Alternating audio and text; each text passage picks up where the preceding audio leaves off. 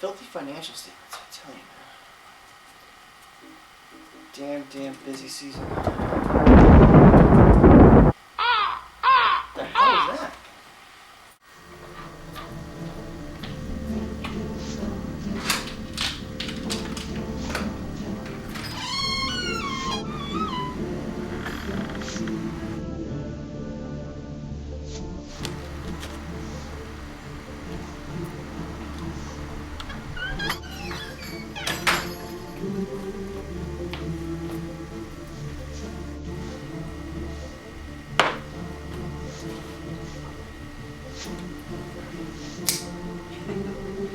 No knives in my butt.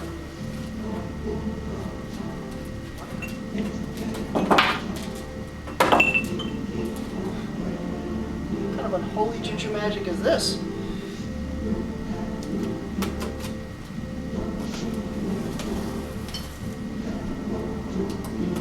What the?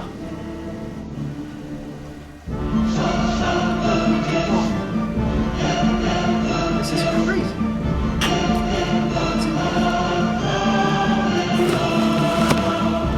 Oh my God, it's glorious. Why is the light off? What was that music? And why are you crying? I'm not crying. Shut up. Give this to the monkey. He's got to see this.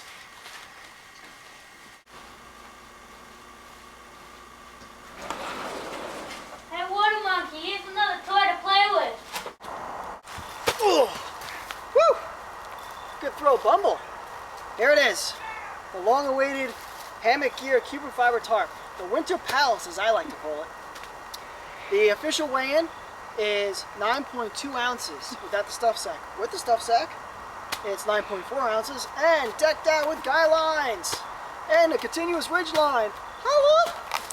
11.2 ounces. I kid you not. Unfortunately, the wait time was a little bit longer than expected. 11 weeks longer than expected. That's right, I said 11 weeks.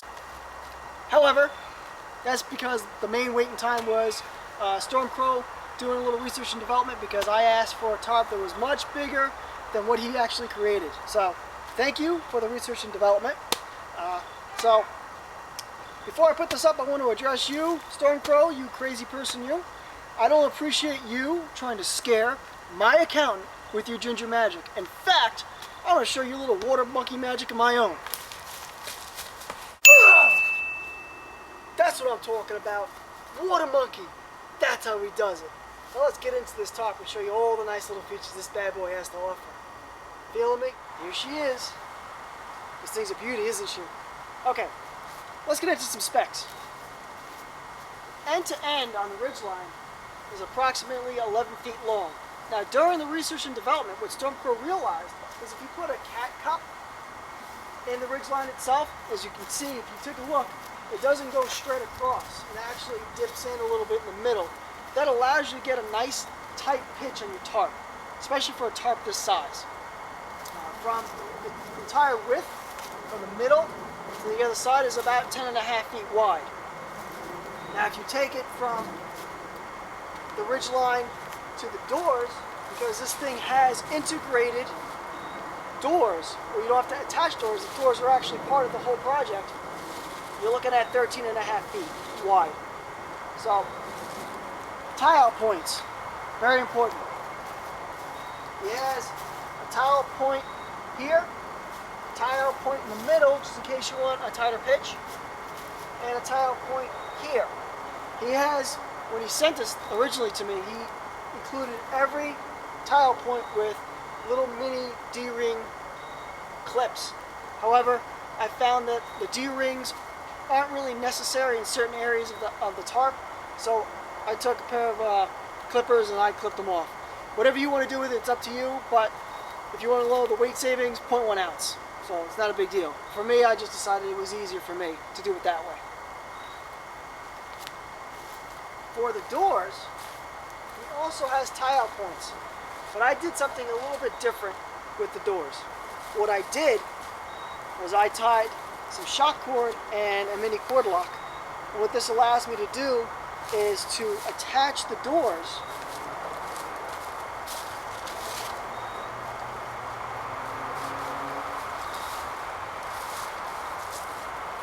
to the stakes.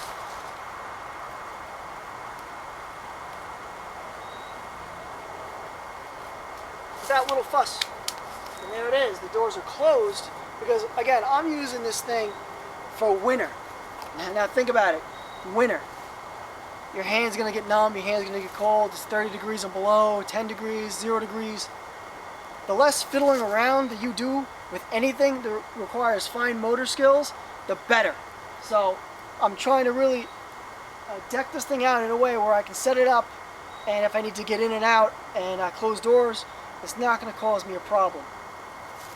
Now he also included in this tarp 2 side tie-outs on either side. For my purposes, I'm going to keep the D-rings on here because it's easier to tie things to these D-rings than it is to needle something through the little attachment points that he has. And for the tarp ridge line, he actually has D-rings as well. I kept those on. And if you can tell, I attached the tarp to the continuous ridge line using mini carabiners, only again for winter purposes. It's a lot easier to do than to mess around with the soft shekel pressing. Alright. Now, and this is the cool part about this entire project that he's done. There's very limited sewing involved in this tarp. He sews the outer edges, and he sews the attachment points on. But the reinforcements all throughout this entire tarp is either taped or glued, including the ridge line. So therefore, you have 0 seam sealing to do. I know there's debates on whether sewing Cuben and taping Cuben, the benefits and the drawbacks. However, for my particular purposes, the least I can do to my tarp once I get it, the better, because I'm a lazy monkey. I wonder how this tarp will actually keep out those nasty winter winds. Water monkey, let me in.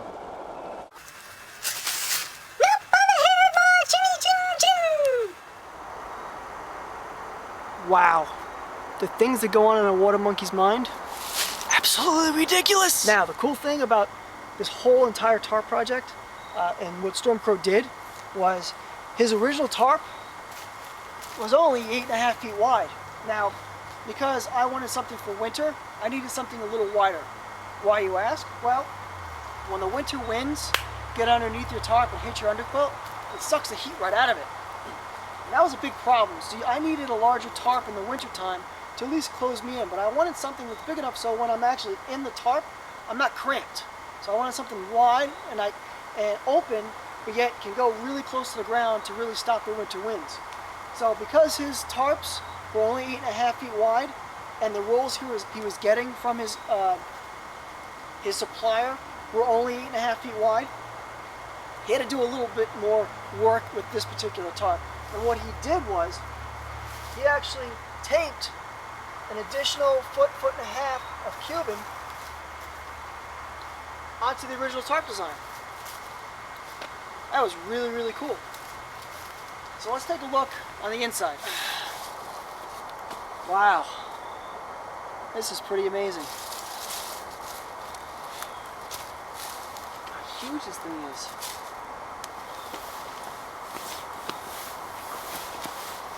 Oh.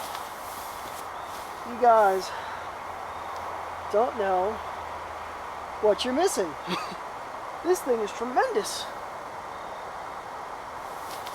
Not bad at all. Now I did mention those side tie-outs, and they do definitely make a little bit of an improvement. Not a huge improvement as you would think, like, oh, it's really going to expand this thing, but you know, it expands enough where you can definitely tell it's a little bit more open within this tarp. Speaking of the side tie-outs, let me show you exactly how I tie out my side tie-outs for the winter time anyway. Okay, so here is one of the side tie-outs of the Winter Palace. Now what I do is I take a non-stretchable cord and I tie 2 bowline hitches in it. So I have 2 loops. Now I take one loop and I'll feed it through just so it goes right onto the side tie out. Bam. Notice the fine motor skills weren't really involved in that particular process. Okay, step number 2. All right, step number 2, I take my hiking pole. Now notice I said 2 loops on either end. The other end, put the loop there, and I take and I put the loop here. So there, they attach without me tying anything. All right, step number 3. So now what I do is I take the same concept for the non-stretchable cord, and I have a bungee cord which locks on and tied to a stake, and now everything's all tied in, and I have the side tie out staked out, and everything's nice and roomy on the inside.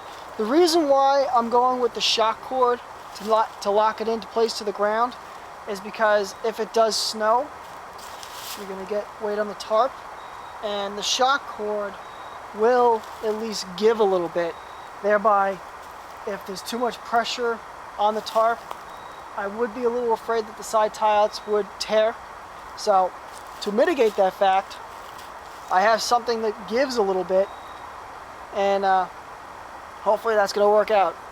I don't know 100%, but you know what? We can always give it a good shot, right? Notice how I said with the doors, I also have shock cord and little cord lock. Well, because this end of the shock cord has a loop, if I want to open up the doors, I attach it. Ta-da! And if it's too much slack, oh look, I loosen it up, and everything goes back into its place. Pretty ingenious design by the monkey. I'm not going to take credit. Trust me, there's other people out there who have done it.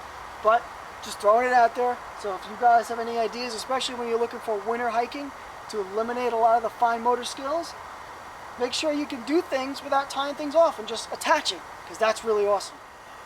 Water monkey approved. I'm a dude, playing a dude, disguised as another dude. Watermonkey.net, 'cause he's all jacked up on Mountain Dew.